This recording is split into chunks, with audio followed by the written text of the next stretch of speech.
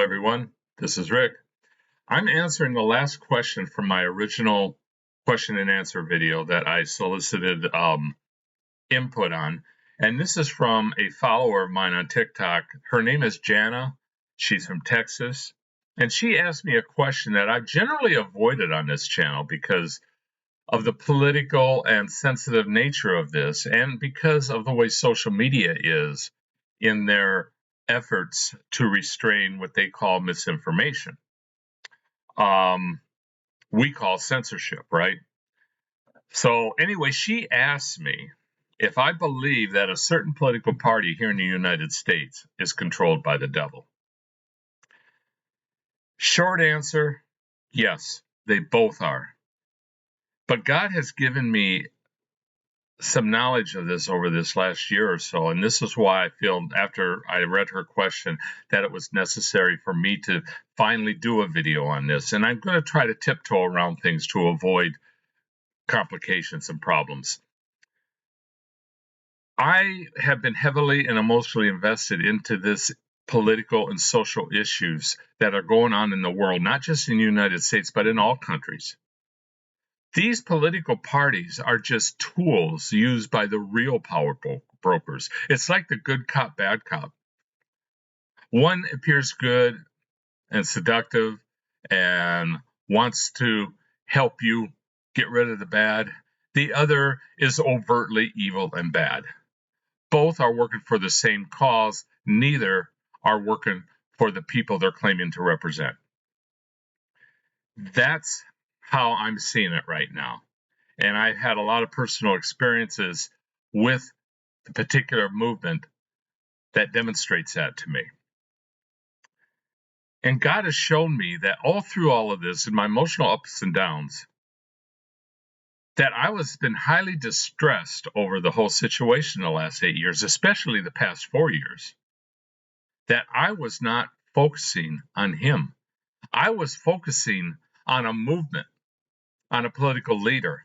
I was focusing on individuals and plans and mysteries and secrets to save the day, all in God's name. After all, God rose these people up, right, to fight this evil. Yes, but God raises up everyone in positions of power and authority for an overall plan. What we're going through now, what we're seeing now, is just a small blip in that war. It's just a small battle in His overall plan that He is unfolding to prepare His people for Christ's return.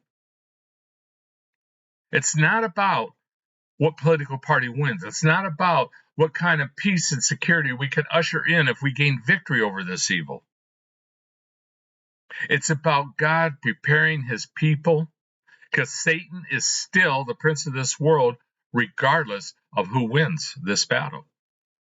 And another thing He showed me is that Satan is a master manipulator. Here's like a great magician, who uses this shiny object, the blatant evil that we all see, to divert our attention from the hidden evil. He's trying to worm in to undermine God's salvation for us. He knows that God knows what He's doing, but we don't know what He's doing.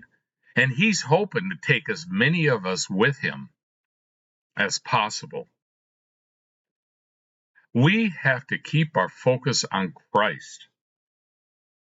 God may have risen up one leader, but He also rose up a leader who we see as evil. And both sides see the other side's leader as evil. And both sides rejoice and cheer and laugh when people are hurt.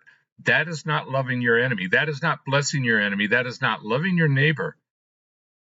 And He showed me that I was living in a very ungodly way by thinking in those terms. Yes, resist evil, but look to God for the salvation from that evil, not to people or plans. Thank you, Jana, for that question. And it's been something on my heart that I've been wanting to do, and I've been avoiding it on my channel because, frankly, I've been trying to keep this channel not political at all. But I think it's something that needs to be said because there are so many Christians out there, like I had been, that are focusing on the wrong thing, and we need to get our focus back on our first love. Until next time, God bless.